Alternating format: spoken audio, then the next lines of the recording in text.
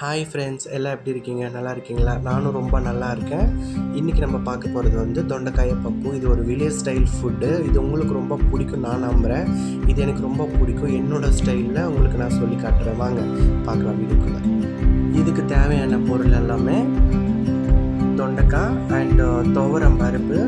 நான் அதை வந்து நல்லா க்ளீன் பண்ணி எடுத்து வச்சுருக்கேன். அண்டு வெங்காயம், பூண்டு, பச்சை மிளகாய், தக்காளி. இது மசாலா ஐட்டம்ஸ் வந்து பார்த்திங்கன்னா வீட்டில் அரைச்ச மிளகா பொடி இருக்குது, மஞ்சத்தூள், சால்ட்டு, சாம்பார் மசாலா. சாம்பார் மசாலா வந்து நான் வீட்டிலே ரெடி பண்ண சாம்பார் மசாலா தான். உங்களுக்கு வேணும்னா கடல் கூட வந்து வாங்கிட்டு வந்து செஞ்சுக்கோங்க. இது கம்பல்சரி போட்டு தான் ஆகணும். அப்போ தான் அது வந்து ஒரு டேஸ்ட் வரும். ஓகே, இப்போ வந்து நம்ம என்ன பண்ண போகிறோம்னா குக்கர் எடுத்துகிட்டு குக்கரில் எல்லாத்தையும் நம்ம ஒவ்வொன்றா ஆட் பண்ணிக்கலாம். ஆக்சுவலி உங்களுக்கு இது குக்கரில் இல்லாமல் மண் சட்டி அது மாதிரி ஒரு இதில் செஞ்சால் இன்னும் டேஸ்ட்டு பயங்கரமாக வரும், வேறு லெவலில் இருக்கும். ஆக்சுவலி எங்கிட்ட செட்டி இல்லாதனால நான் குக்கர்லேயே வச்சு செஞ்சிட்ருக்கேன். கொஞ்சம் குயிக்காகவும் ஆகும் அப்படின்றதுக்காக. நான் வந்து பார்த்திங்கன்னா அதுக்கப்புறம் ஆனியன் சேர்த்துருக்கேன் அண்ட் தக்காளி. இது எல்லாம் சேர்த்ததுக்கப்புறமா நம்ம தொண்டைக்காய் தான் சேர்க்க போகிறோம். தொண்டைக்காய் சேர்த்துட்டு பூண்டு, இஞ்சி இருக்குல்ல, அதையும் நம்ம போட்டு எல்லாத்தையும் ஒன்றா சேர்த்துருவோம். சேர்த்துட்டு இங்கே ஒன்று மட்டும் கவனிச்சுக்கோங்க, தண்ணி நம்மளுக்கு எவ்வளோ வேணுமோ அவ்வளோ நம்ம ஆட் பண்ணிக்கணும். மசாலா பாருங்கள், எல்லா மசாலையும் நம்ம போட்டுட்ருக்கோம். எல்லாம் போட்டுட்டு இப்போ நம்ம குழம்பு எவ்வளோ வேணும்னாலும் அவ்வளோ தண்ணி தான் ஊற்றணும். ஏன்னா அதுக்கப்புறம் எல்லாம் வெந்ததுக்கப்புறம் நம்ம தண்ணி ஊற்றணுன்னா ஊற்ற முடியாது. ஏன் அப்படி ஊற்றினா டேஸ்ட் வராது. அதே டைமில் வந்து ஓட்டர் டைப்பில் வந்துடும். அது மாதிரி இருந்தால் இந்த கிரேவிக்கு நல்லா இருக்காது. ஓகேங்களா? நீங்கள் என்ன பண்ணுறீங்க, இப்போ உங்களுக்கு எவ்வளோ தண்ணி வேணுமோ அவ்வளோ தண்ணி நீங்கள் அளவு பார்த்து ஊற்றிக்கோங்க.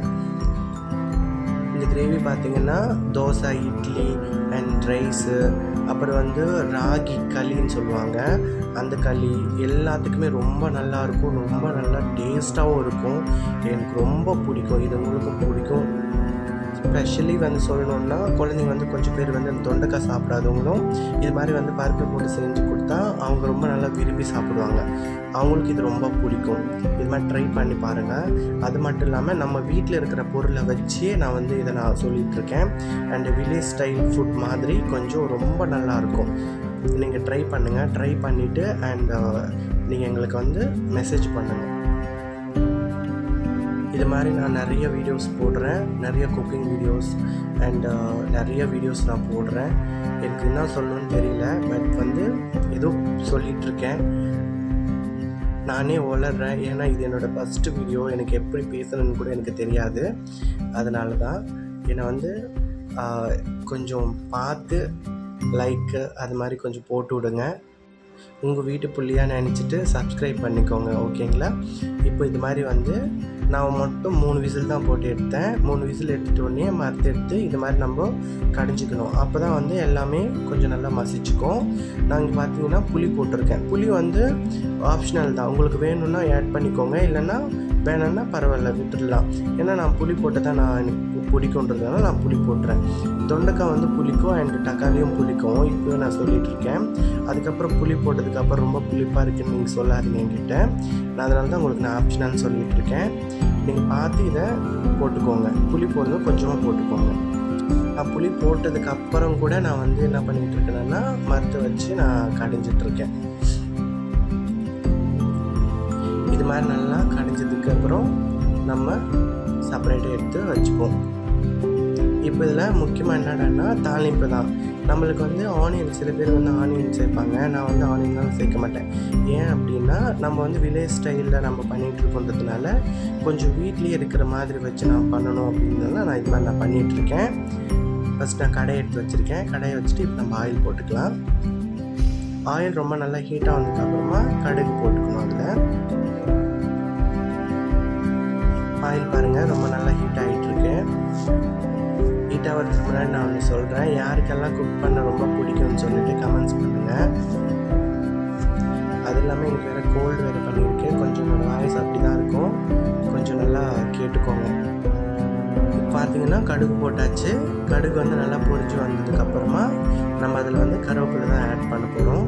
எனக்கு கருவேப்பிலை போட்டு ரொம்ப பிடிக்கும். அதனால் நான் வந்து கருவேப்பிலை போட்டுட்ருக்கேன்.